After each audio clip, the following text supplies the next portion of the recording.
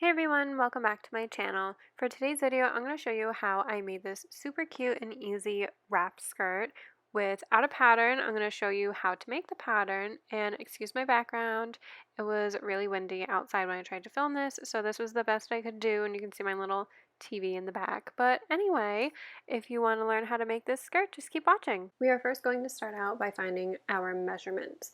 This periwinkle color is my waist measurement, so you want to wrap your measuring tape around your waist comfortably. My waist is actually 24 to 24 and a half inches, but I gave myself some extra room. The charcoal color is your length, so you want to measure from your waist down to where you want the skirt to hit. For this part, I just Google searched a circle skirt chart, and I'm using the A-line column for this. Since my waist is 25 inches, I'm using the 15.9 inches for my radius, highlighted in the periwinkle color again. I will just round this up to 16 inches to make it easier. Also, if you can't remember, the radius is half of a circle, so making one of these will be half of the entire skirt, so either the front or the back. Now you can see some more colors on the skirt. When drafting on paper, start at the corner like this image and measure out your radius. I highlighted these in orange so you could see them. This is the waist that you'll be making right now. Now in pink, I measured out the length. For this, you want to subtract the ruffle length from it to create the true skirt length. Mine was 4 inches without seam allowance, so I made mine 18 inches. I also wanted to note that the waistband and ruffle have a 1/4 inch seam allowance added, but I actually forgot to add seam allowances for everything else, so make sure you include that for your final pattern. Now we can move on to the front wrap part. So we can see the back skirt in the top left corner. You want to retrace that and draw in your wrap part. The one on the right is what I originally did, and it was way too curved and looked weird, so I went back after it and did a more subtle swoop. I definitely recommend getting the pattern right before tackling on your fashion fabric. So the one on the bottom is what I recommend for your swoop. Next, we need to find the waistband size. So you can see I wrote out a little formula for you at the top. Without seam allowance, this is your waist measurement plus half of your waist measurement, which will be the part that wraps around your back, plus another 30 or more inches for the ties. I made mine 2.5 inches high with a 1/4 inch seam allowance for the top and bottom hem. So once it was done, after being folded over, it was a 1-inch finished waistband. Finally, let's go over the ruffle hem. The formula is the total hem, which I highlighted what you need to measure in orange, times 2. Mine was a little less than double, so definitely use your judgment. I didn't have enough fabric, and I bought 1.5 yards for my project in total. This will have a 4-inch finished height, so the extra 1/2 inch is for the seam allowance.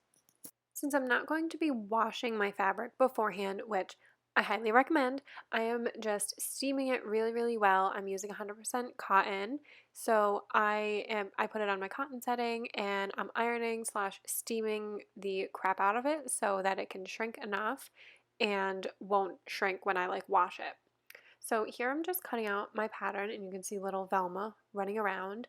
I'm cutting out one of the back, and then in the next clip I'll show you how I cut out the front. I kind of just made it into one pattern, so I did have to cut the one piece that I had like this, like I'm doing right now, for the front pieces, but that's just what I chose to do. You can always print 2 copies if you'd like.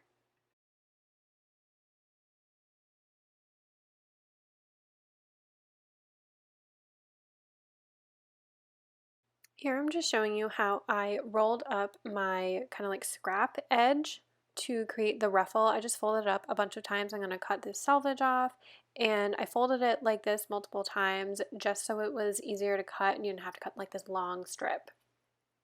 This is the waistband. I had to cut it out in 2 pieces, but it's 2.5 inches wide by 1.5 yards long. So to get those 1.5 yards, I had to cut it in multiple pieces. This is my ruffle, which is 4.5 inches high by 1.5 yards long, just like the waistband. And here is my back piece and both of my front pieces. So since I had to cut my ruffle into 2 pieces to get the length I wanted, I now have to join them. So I'm putting them right sides together, and I'm just going to serge them with a 1/4 inch seam allowance and stick them right together.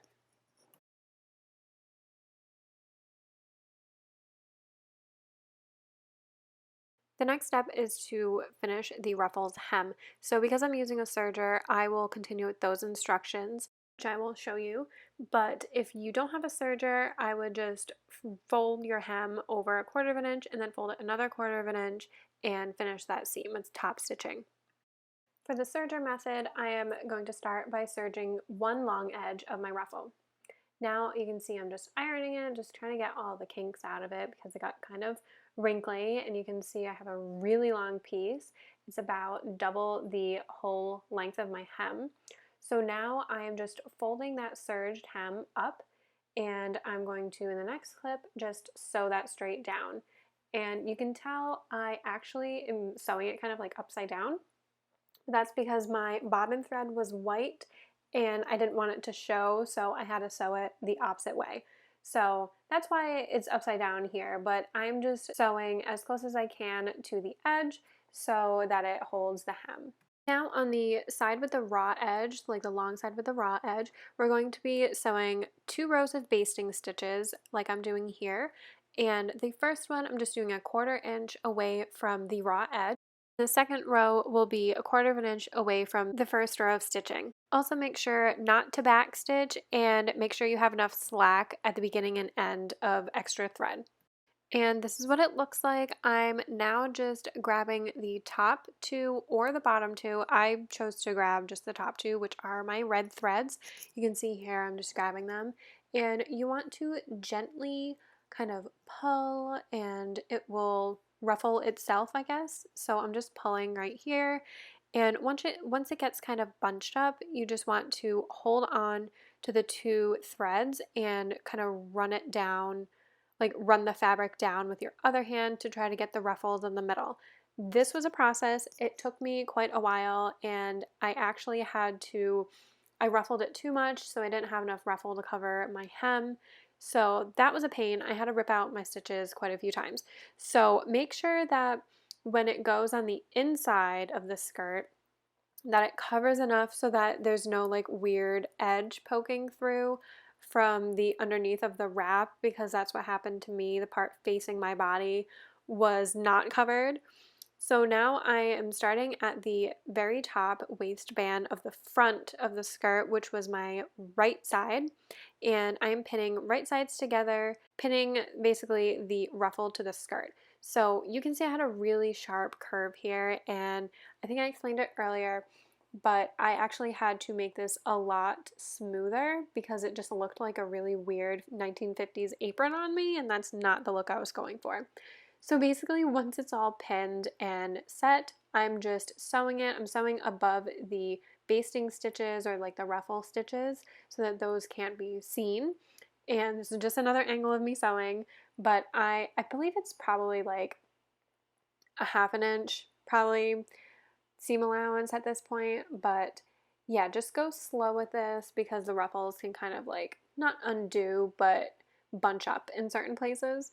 Moving on to the waistband, we're going to follow the same procedure that we did for the ruffles. So since mine was in 2 pieces, I had to butt the 2 ends together and serge those.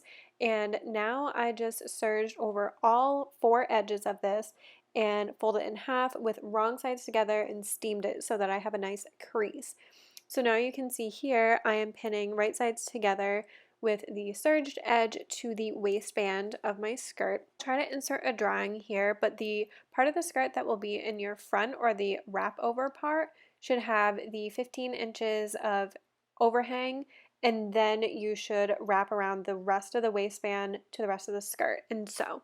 I don't have a clip for this, but then just fold under the free side of the waistband and pin it over with the crease kind of like this and top stitch. Here's just a little diagram for attaching the waistband. I put this on wrong twice and it was a bit of a challenge.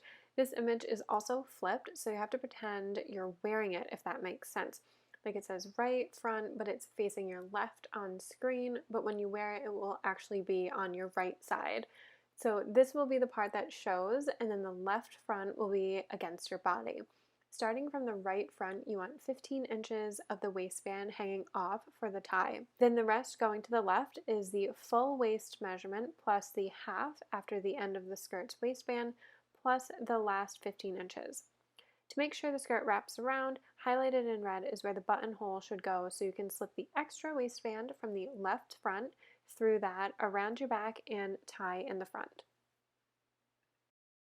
Once the waistband was done being pinned and sewed, I also added a buttonhole on the right side of the waistband so that when you wrap around the left side, that longer piece of waistband will slip through there and around your back, and then you can tie it on your front left side.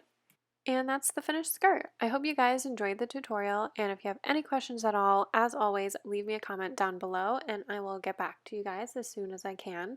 If you want to see more images of how the skirt came out, definitely check out my Instagram, which is linked in the description box below. If you're new and you'd like to see more of these videos, hit the subscribe button and the notification bell so you are notified every time I upload. Thanks guys so much for watching, and I'll see you in my next video. Bye!